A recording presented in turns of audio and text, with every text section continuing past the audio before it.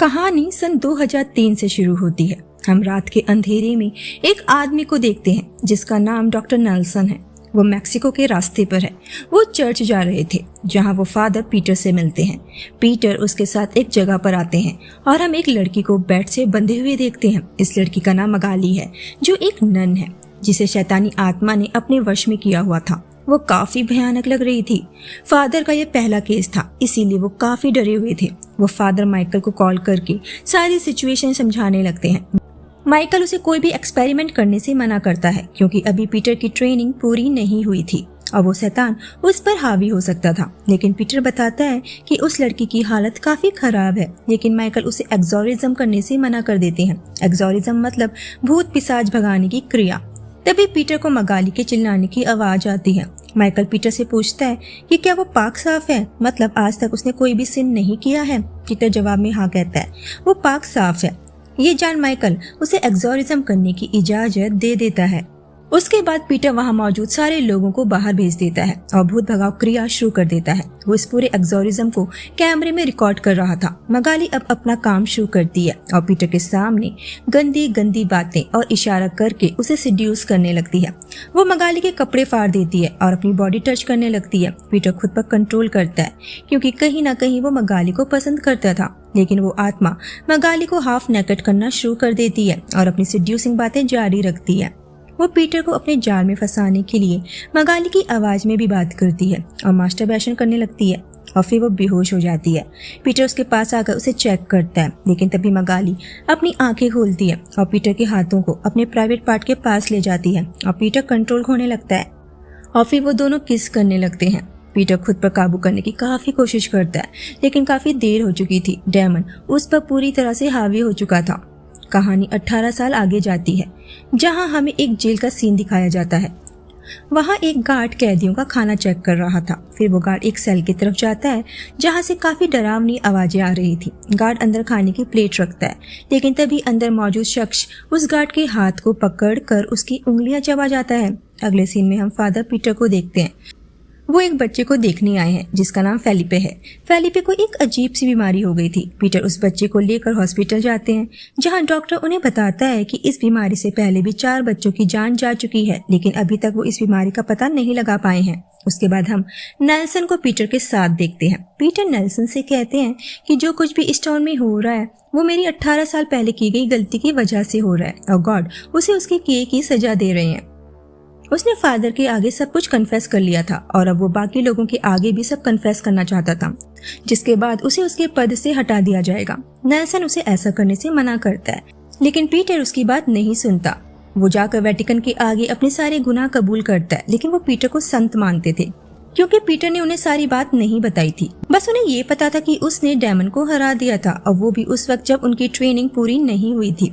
फिर Mons Peter को check देते हैं जिसे वो समाज के कल्याण में यूज कर सकते हैं। पीटर बिना कुछ बताए वहां से आ जाता है।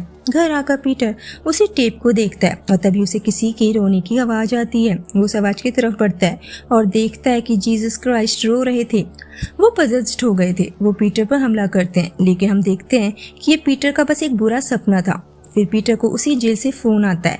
नेल्सन पीटर के साथ उस जेल में आता है जहां उसे पता चलता है कि उस कैदी यानी एस्पेरेंजा के अंदर किसी भी बीमारी के लक्षण नहीं है। वो 2 हफ्तों से भूखी है और बिना खाना खाए वो जिंदा नहीं रह सकती। गार्ड्स उन्हें बताता है कि एस्पेरेंजा ने एक आदमी की गर्दन तोड़कर उसे लटका दिया था और इसीलिए उसे अरेस्ट किया गया है। पीटर जब एस्पेरेंजा को देखने के लिए जाते हैं तो हम देखते हैं कि एस्पेरेंजा पर वही डेमन हावी हुआ है जिसने मूवी की शुरुआत में मगाली को पजेस किया था।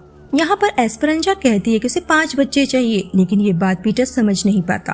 डेमन पीटर को अच्छे से जानती थी और पीटर को यहाँ बुलाना उसकी एक साजिश थी। वो पीटर से वही सारी बातें करने लगती है जो उसने 18 साल पहले की थी। वो उसके सामने काफी बेशर्मी वाली बातें कर रही थी और ब्लीड करने लगती है। पीटर को पता चलता है कि एस्पेरेंजा मगाली की बेटी है। मगाली पीटर से बताती है कि एस्पेरेंजा उनकी बेटी है, लेकिन उसकी बातों पर किसी ने विश्वास नहीं किया कि एक प्रीस्ट ने उसके साथ संबंध बनाए थे, जिस वजह से उसने वो टाउन छोड़ दिया। पीटर कहता है कि जो कुछ भी उस समय हुआ वो सब पोजीशन में हुआ था। मगाली पीटर से उसकी बेटी को बचाने के लिए कहती है। रात में पीटर को फिर से बुरे बुरे सपने आते हैं। अगले दिन हम देखते हैं कि फेलिपे की उस बीमारी की वजह से डेथ हो गई है। दुखी माँ पीटर से कहती है कि भगवान और संत का इस दुनिया में कोई वजूद नहीं है। उसके बाद हम पीटर को बच्चों के साथ देखते हैं। वहाँ मगाली कामिला से मिलने आई है, जो एस्पेरेंजा की दोस्त है, और कामिला एक नन है। पीटर मॉन्स को एस्पेरेंजा की सिचुएशन के बारे में बताते हैं और वेटिकन से एक्सोरिज्म की परमिशन लेने को कहते हैं। मॉन्स कहते हैं कि वेटिकन को उन पर पूरा विश्वास है, इसीलिए वो खुद ही एक्सोरिज्म की परमिशन पीटर को दे देते हैं। पीटर हेल्प के लिए माइकल को बुलाता है, जो काफी एक्सपीरियंस्ड है। यहाँ पर हमें उस डेमन का नाम पता चलता है और उसका नाम बलबन है और वो नर्क के शैतान का बेटा है। माइकल उससे कहता है कि तुम उस डेमन से निपट सकती हो, तुमने पहले भी उसे भगाया था। लेकिन पीटर कहता है उसने उसे नहीं भगाया, बल्कि वो खुद ही चला गया था। माइकल कहता है डेमन बिना डील किए नहीं जा सकता। अगर ऐसा हुआ है तो पीटर के अंदर सच में भगवान बसते हैं। पीटर यहाँ माइकल को पूरी सच्चाई नहीं बताता। वापस आकर वो उस टेप को जला डालता है जिसमें उसके कान छिपे थे और हमें फ्लैशबैक के जरिए दिखाया जाता है कि पीटर के शरीर का यूज करके बलबन मगाली के साथ इंटीमेट हो रहा था। तभी वहाँ माइकल आ जाता है और उससे उस टेप को जलाने का रीजन पूछता है। पीटर बताता है कि उसे रात में पजेस्ड जीसस दिखाई देते हैं। वहाँ कामिला जब मदर मैरी की प्रेयर कर रही होती है, अचानक वो उनकी मूर्ति वहाँ से गायब हो जाती है। कामिला वहाँ पर कुछ निशानों को देखती है और उन्हें फॉलो करने लगती है। उसे पजेस्ड मदर मैरी दिखाई देती है। डेमन कामिला को पजेस्ट कर लेता है और बच्चों को हंट करने में उसकी मदद लेता है। मगाली उस डेमन को पहचान जाती है, इसीलिए उसे रोकने की कोशिश करती है।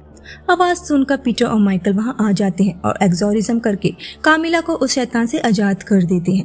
पीटर बच्चों को चेक करता है और उसे उनके माथे पर एक निशान दिखाई देता है, जैसा निशान फेलिपे के शरीर पर था। तब उसे उस डेमन की बात याद आती है कि उसे 5 बच्चे चाहिए। अगले दिन पीटर और माइकल उसी जेल में आ जाते हैं। पीटर और माइकल एक्सोरिज्म करना शुरू कर देते हैं, लेकिन बलबन उन्हें ऐसा करने नहीं देता और वो काफी गुस्से में आ जाता है और एस्पेरेंजा को टॉर्चर करने लगता है। उसके बाद वो गुस्से में माइकल का कान चबा डालता है। नेल्सन किसी तरह से एस्पेरेंजा को ड्रग्स देकर बेहोश कर देता है। वहाँ बाकी कैदी भी डेमन से पजेस्ड हो जाते हैं। नेल्सन उन पजेस्ड लड़कियों को ड्रग्स देकर सुला देता है।